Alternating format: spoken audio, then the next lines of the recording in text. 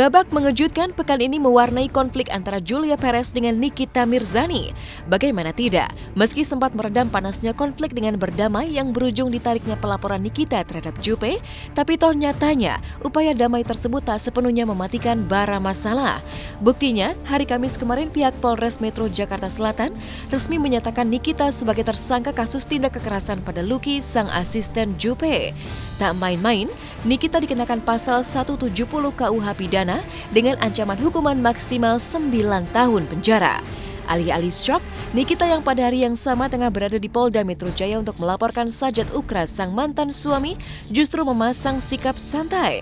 Baginya, masalah sang anak yang konon beberapa kali berusaha dibawa sang mantan suami ke luar negeri lebih mengguncangkan cemas dibandingkan masalah hukum dengan asisten Juppe yang kian bergulir serius.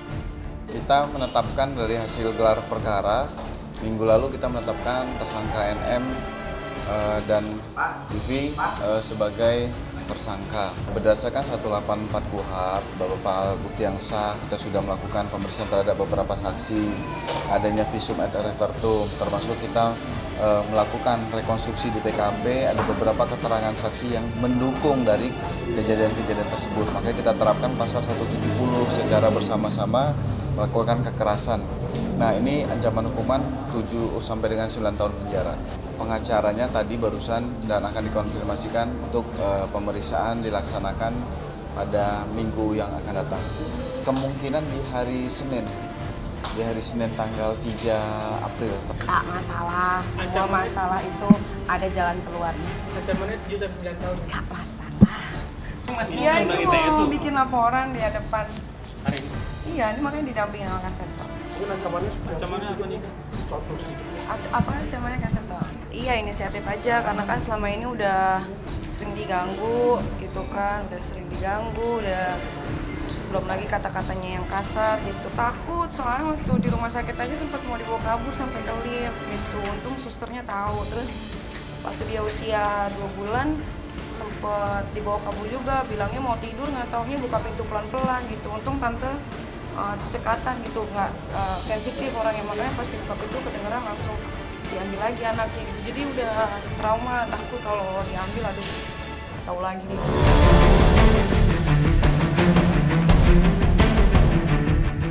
Ironisnya, bak sudah jatuh tertimpa tangga pula. Tidak hanya harus menghadapi masalah dengan Sajat Ukra, sang mantan suami, upaya damai Nikita dengan Juppe dan Lucky asistennya seolah tak kunjung menuai titik terang.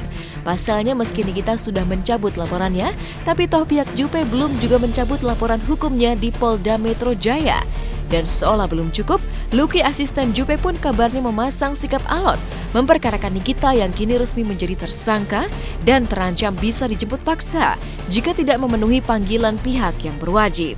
Berarti kalau misalnya memang sudah resmi dicabut, ya kami sebagai kuasa hukumnya Kak Juppe juga akan juga mencabut laporan kita yang di Polda Metro Jaya sesegera mungkin setelah beliau diizinkan untuk keluar dari rumah sakit untuk mencabut laporan.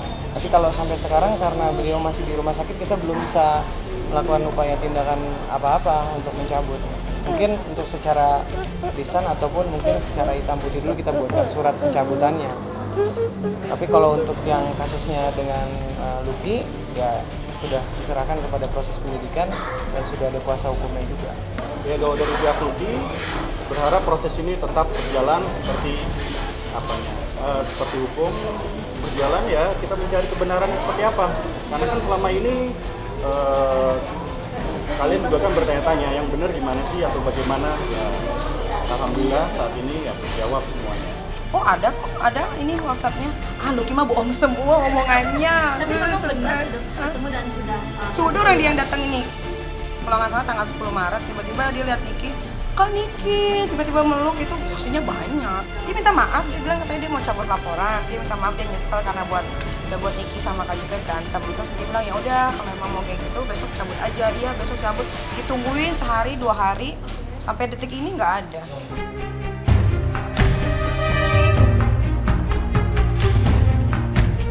Kini, nasib Nikita seolah tertambat pada sikap Lucky dan kesembuhan Julia Perez.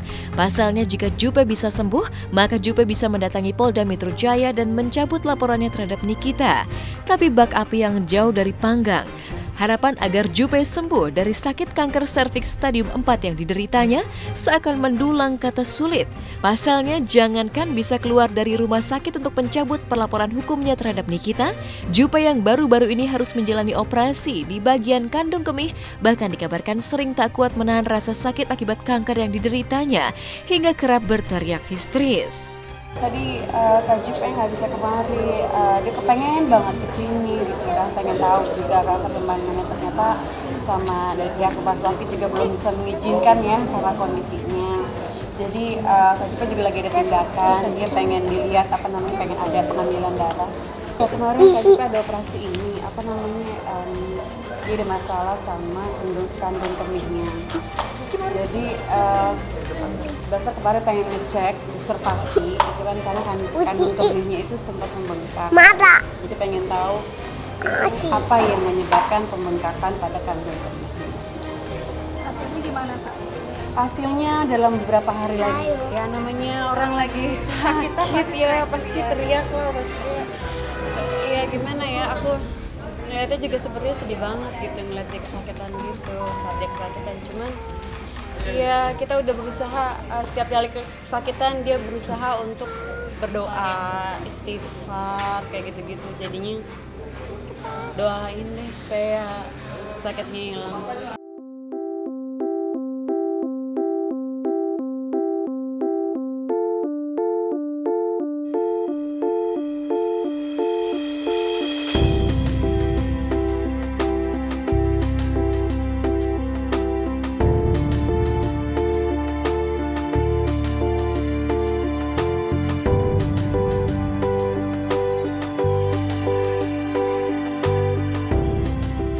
Namun pasca menjalani operasi di bagian kandung kemih, kabarnya kondisi Jupe semakin membaik.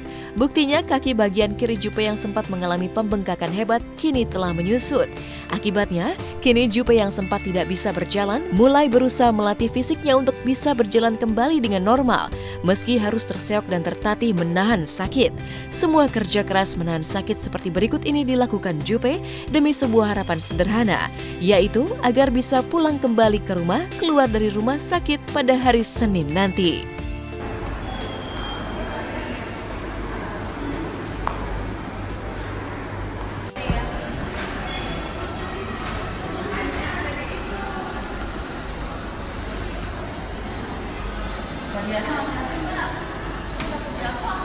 Tadi kalian udah lihat saya latihan jalan, ada mandi.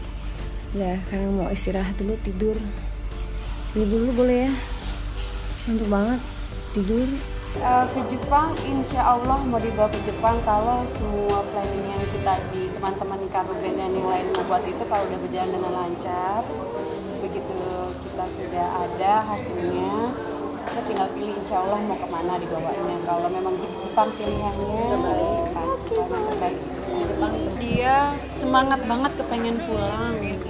Jadi aku sedih juga waktu pertama semalam baru ketemu dia gitu, yang dia cerita aku pengen banget pulang kata dia gitu. Oh ya, kapan bisa boleh pulang sama dokter? Insya Allah Senin ini, kalau nggak, dia bilang insya Allah kalau nggak Minggu Senin, dia bilang gitu. Wow gitu kan, alhamdulillah banget. Lo yakin aku gituin kan mau pulang gitu kan? Kata dia gue harus pulang kata dia gitu.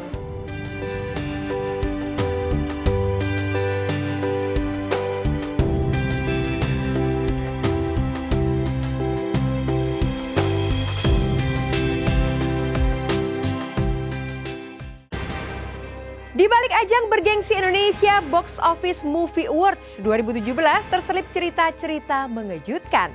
Di antaranya kehadiran artis Lucky Perdana yang ternyata telah menikah.